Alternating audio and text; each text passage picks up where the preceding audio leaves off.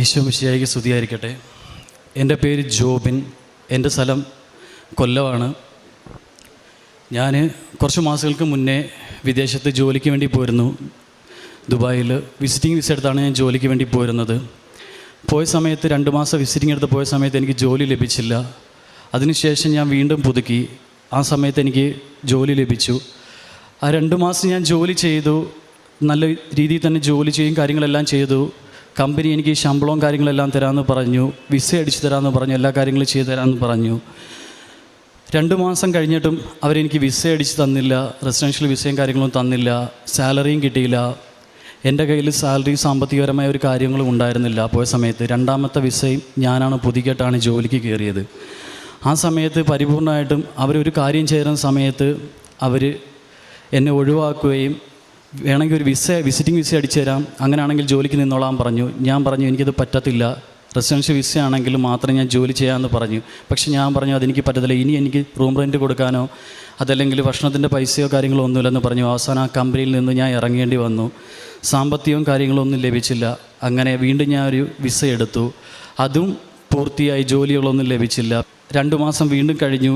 ഞാനപ്പോൾ ഓവർസ്റ്റേ ആയി ഫൈനായി കാര്യങ്ങളായി 3-4 മാസം ഞാൻ അങ്ങനെ നിൽക്കേണ്ടി വന്നു. അവസാനം എൻ്റെ പാസ്പോർട്ടിൻ്റെ കാലാവധി ഇന്ന് ലാസ്റ്റ് ഡേറ്റ് ആയിരുന്നു കഴിയേണ്ടത്. ഞാൻ ഉടമ്പടി എടുത്തിട്ടില്ലായിരുന്നു.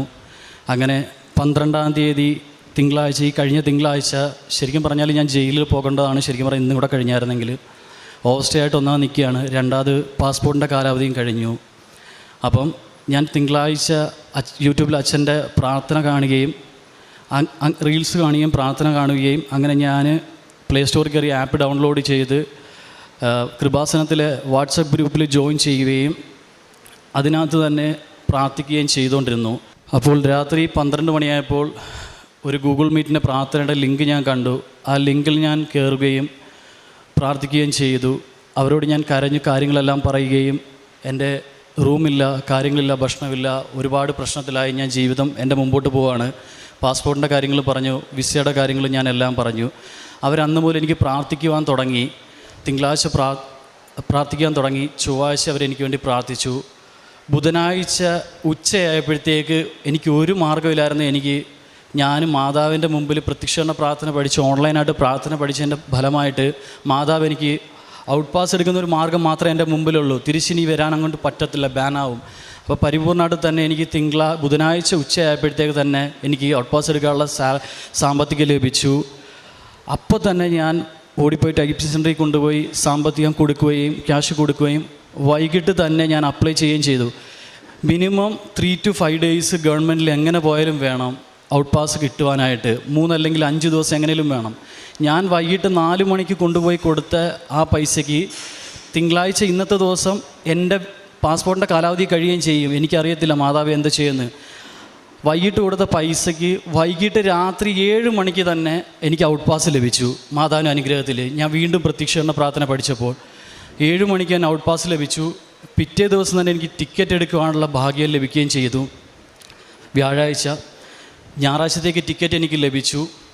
വെള്ളി ശനിയും കഴിഞ്ഞു. ഞായറാഴ്ച ഇന്നലെ രാവിലെ ഞാൻ മാതാവിനോട് പറഞ്ഞു, അമ്മേ മാതാവ് എയർപോർട്ടിൽ വരുമ്പോൾ എമിഗ്രേഷനിൽ എനിക്ക് ഒരു ആപത്തും ഉണ്ടാവാതെ എനിക്ക് നാട്ടിലെത്താൻ പറ്റണേ, ഞാൻ നാട്ടിൽ വന്നിട്ട് സാക്ഷ്യം പറഞ്ഞ് ഉടമ്പടി എടുത്തോളാം എന്ന് പ്രാർത്ഥിച്ചു. ഞായറാഴ്ച രാവിലെ തന്നെ എനിക്ക് 5 മണിക്കായിരുന്നു ഫ്ലൈറ്റ്. ഞാൻ 12 മണിയായപ്പോൾ റൂമിൽ നിന്ന് ഇറങ്ങി, 1:30 എത്തി. 2 മണിക്ക് കയറി ബോർഡിംഗ് പാസ് കിട്ടി. അതിനുശേഷം എമിഗ്രേഷനിലോട്ട് പോയപ്പോൾ ആദ്യം അവിടെ വെച്ച് എനിക്ക് ഇമിഗ്രേഷൻ ക്യാൻസലായി. അങ്ങനെ പോലീസുകാർ വിളിച്ചു, വരാൻ പറഞ്ഞു. ചെന്നു, പാസ്പോർട്ട് കൊടുത്തു. പാസ്പോർട്ട് സമയത്ത് പേര് ചോദിച്ചു, പേര് പറഞ്ഞു. അവരകത്തോട്ട് വിളിച്ചു, കാര്യങ്ങൾ സംസാരിച്ചു. അവരെൻ്റെ ചോദിച്ചു ഔട്ട് പാസ് ഉണ്ടോ എന്ന് ചോദിച്ചു. ഞാനപ്പം 33 പ്രാവശ്യം വിശ്വാസ പ്രമാണം പഠിച്ചുകൊണ്ടിരുന്നിട്ട് മാതാവേ കൃപാസനമേന്ന് പറഞ്ഞ് വാവിട്ട് പ്രാർത്ഥിച്ചുകൊണ്ടിരുന്നായിരുന്നു. ആ സമയത്ത് തന്നെ അവർ ചിരിച്ചുകൊണ്ട് പറഞ്ഞു, ഒരാപത്തും ഇല്ലാതെ പൊയ്ക്കോളാൻ പറഞ്ഞു, കയറി പൊയ്ക്കോളാൻ പറഞ്ഞു. അമ്മേ മാതാവ് ഒരുപാട് എന്നെ അനുഗ്രഹിച്ച് അന്നത്തെ ദിവസം. ഇന്നത്തെ ദിവസം ശരിക്കും പറഞ്ഞാൽ ഇന്ന് ലാസ്റ്റ് ദിവസമായിരുന്നു എൻ്റെ സത്യം പറഞ്ഞാൽ. ഞാൻ അങ്ങനെ അമ്മയോടൊക്കെ പറഞ്ഞു, അമ്മേ മാതാവേ ഞാൻ നാട്ടിൽ വന്ന് സാക്ഷ്യം പറഞ്ഞോളാം, ഉടമ്പടി എടുത്ത്. ഇന്ന് രാവിലെ തന്നെ വെളുപ്പിനെ ഞാൻ ഇന്നലെ രാത്രി വൈകിട്ട് എത്തി ട്രിവാൻഡ്രത്ത്. ഇന്നലെ രാത്രി ഒന്ന് വീട്ടിൽ കിടന്നു വന്നിട്ട് രാവിലെ തന്നെ ഞാൻ ഇവിടെ എത്തി. രാവിലെ തന്നെ വന്ന് ഉടമ്പടി എടുത്തു, ക്ലാസ്സിന് കയറി ഉടമ്പടി എടുത്തു, പ്രാർത്ഥിച്ചു. സാക്ഷ്യം എന്ന് പറയാമെന്ന് പറഞ്ഞ് ഇന്ന് തന്നെ ഞാൻ ഓൺലൈൻ എല്ലാം പ്രാർത്ഥിച്ചു. ഇന്ന് തന്നെ ഞാൻ സാക്ഷ്യം പറയുകയും ചെയ്തു. ഒരുപാട് കൃപാസനം മാതാവിനും എൻ്റെ മകനോട് ഞാൻ ഒരുപാട് നന്ദി പറയുകയാണ്. അത്രയ്ക്ക് വേദനിച്ചായിരുന്നു ഞാൻ ശരിക്കും പറയാം. ഇന്നൊരു ദിവസം കഴിഞ്ഞാൽ നാളെ ഉണ്ടാവില്ല ഒന്നും അറിയത്തില്ല. ഒരുപാട് ഞാൻ നന്ദി പറയുകയാണ്.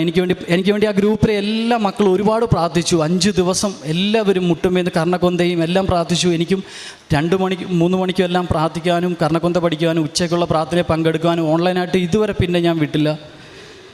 അമ്മ മാതാവിനോട് ഒരുപാട് ഞാൻ നന്ദി പറയുകയാണ്. യേശുവേ സ്വസ്ത്രം, യേശു നന്ദി, യേശു മഹത്വം, ഹല്ലേലൂയ. നമ്മുടെ മുൻപിൽ നിൽക്കുന്ന ജോബിൻ എന്ന സഹോദരൻ നമ്മളോട് പറയുകയായിരുന്നു, വിദേശത്ത് വിസിറ്റിംഗ് വിസയ്ക്ക് പോകുന്നു, കാലാവധി കഴിയുന്നു, ഇനി അവിടെ നിൽക്കുവാനായിട്ട് സാധിക്കാത്തൊരവസ്ഥ. പക്ഷെ പരിശുദ്ധ അമ്മയോട് കരഞ്ഞുകൊണ്ട് പ്രാർത്ഥിക്കുമ്പോൾ പരിശുദ്ധ അമ്മ മാതൃസഹജമായിട്ടുള്ള വാത്സല്യത്തോടുകൂടി ഈ സഹോദരൻ്റെ ജീവിത പ്രശ്നങ്ങളിൽ കടന്നു വരികയും ഈ സഹോദരനെ സഹായിക്കുകയും ചെയ്യുന്നു. ഈ സഹോദരൻ നമ്മളോട് പറഞ്ഞു, പരിശുദ്ധ അമ്മയോട് സാക്ഷ്യം പറയാം, ഈ അൾത്താരയിൽ സാക്ഷ്യം പറയാമെന്ന് വാഗ്ദാനം ചെയ്തു. അതിൻ്റെ ഫലമായിട്ട് ഇന്ന് രാവിലെ ഇവിടെ എത്തിച്ചേരുകയും ഉടമ്പടിയെടുത്ത് പ്രാർത്ഥിക്കുകയും വിശ്വാസ ജീവിതം നവീകരിക്കുകയും ചെയ്തു. ഉടമ്പടി എടുക്കുന്ന ഏതൊരു വ്യക്തിയും അവരുടെ ഉടമ്പടി ജീവിതത്തിൽ പറയുന്ന 2 കാര്യങ്ങളുണ്ട്. ഒന്ന് പ്രത്യക്ഷീകരണ പ്രാർത്ഥനയുടെ ശക്തി, രണ്ടാമത്തേത് വിശ്വാസ പ്രമാണം എന്ന പ്രാർത്ഥനയുടെ ശക്തി. വിശ്വാസ പ്രമാണം എന്ന പ്രാർത്ഥന ചൊല്ലുമ്പോൾ ദൈവത്തിലുള്ള നമ്മുടെ വിശ്വാസം ഏറ്റുപറയുന്നു, ക്രിസ്തുവിൻ്റെ മനുഷ്യാവതാരം ഏറ്റുപറയുന്നു, സഭയിലുള്ള വിശ്വാസം ഏറ്റുപറയുന്നു, സഭയുടെ പഠനങ്ങളിലുള്ള വിശ്വാസം ഏറ്റുപറയുന്നു. പ്രത്യക്ഷീകരണ പ്രാർത്ഥന ചൊല്ലുമ്പോൾ ഒരു വ്യക്തി പരിശുദ്ധ അമ്മ കൃപാസനത്തിൽ പ്രത്യക്ഷപ്പെട്ടു, പരിശുദ്ധ അമ്മയുടെ പ്രത്യക്ഷീകരണത്തിന് അംഗീകരിച്ചുകൊണ്ട് അതിനെക്കുറിച്ചാണ് പരിശുദ്ധ അമ്മയുടെ സന്നിധിയിൽ നന്ദി പറഞ്ഞ് പ്രാർത്ഥിക്കുന്നത്. അപ്പോൾ ഉടമ്പടി എടുക്കുന്ന ഒരു വ്യക്തിയുടെ ജീവിതത്തിൽ ഈ 2 പ്രാർത്ഥനകൾക്കും, സഭയോട് ചേർന്ന് നിന്നുകൊണ്ടുള്ള ഈ 2 പ്രാർത്ഥനകൾക്കും ഒത്തിരിയേറെ അനുഗ്രഹവും ഒത്തിരിയേറെ ഫലവും ലഭിക്കുന്ന പ്രാർത്ഥനയായിട്ട് സാക്ഷ്യപ്പെടുത്താറുണ്ട്. ഈ സഹോദരനും നമ്മളോട് പറയുന്നത് അതുതന്നെയാണ്.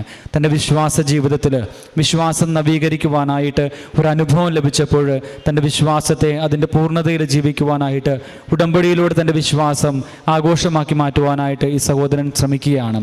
ഈ സഹോദരനോടും ഇവരുടെ കുടുംബത്തോടും ചേർന്നുകൊണ്ട് പരിശുദ്ധ അമ്മ ഇവരുടെ ജീവിതത്തിൽ ചൊരിഞ്ഞ എല്ലാ അനുഗ്രഹങ്ങൾക്കും കരങ്ങളടിച്ചുകൊണ്ട് നമുക്ക് ദൈവപിതാവിന് നന്ദി